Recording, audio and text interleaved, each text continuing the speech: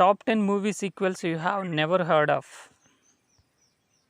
Number 10, The Sting to 1983. Universal tried to repeat the success they had with the 1973 classic starring Paul Newman and Robert Redford.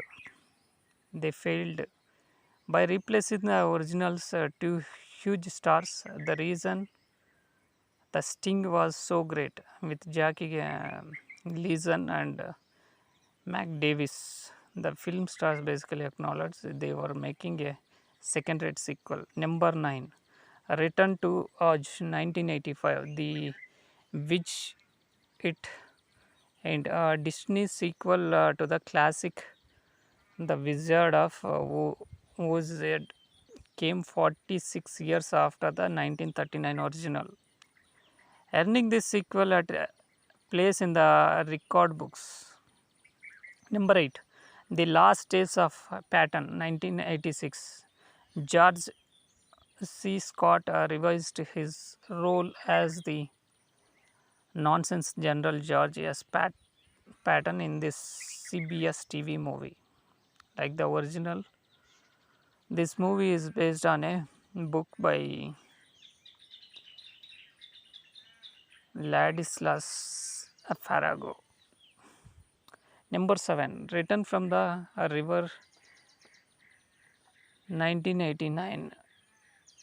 Nick Tate, Timothy Bottoms, Edward Fox, and George Takei all stars in this war epic follow up to the 1957 classic The Bridge on the River Kwai. It's based on the 1979 book by John and Clay Blair, which in turn is based on a true story. Number 6, A Dangerous Man. Lawrence After Arabia 1990, 1 year after the original was re-released to theaters, an unofficial TV sequel was produced with Ralph Fiennes in the titular role. Shown on PBS's great performances in 1992, the movie dealt with Lawrence at the 1919 Paris Peace Conference following World War I. Happily Ever After 1993.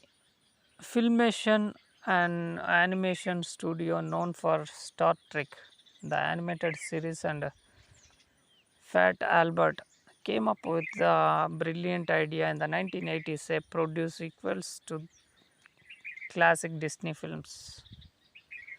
Number 4, It Runs in the Family 1994. A Christmas Story is a beloved Christmas classic.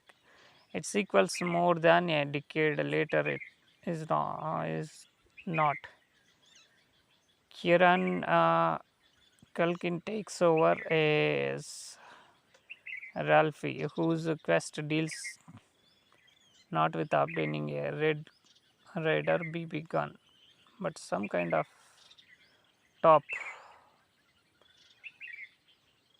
to pit against some bullies top.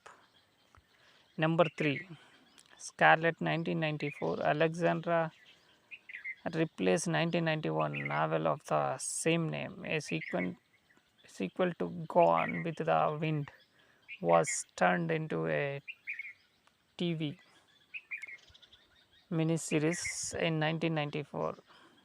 Joanna Valley played Scarlett O'Hara, and Timothy Dalton took over as the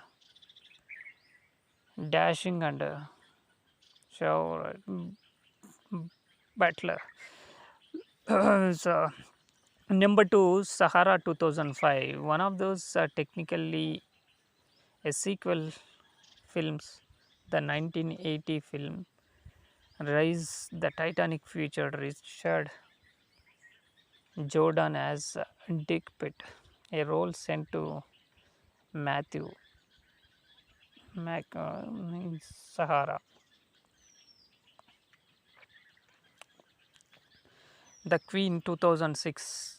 Okay, you heard of The Queen, but did you know that it is essentially a sequel to the 2003 TV movie The Deal? Both movies feature Michael Sheen as Tony Blair, and both were written by Peter Morgan and directed by Stephen Frears. So, these are the top 10 movie sequels you have never heard of.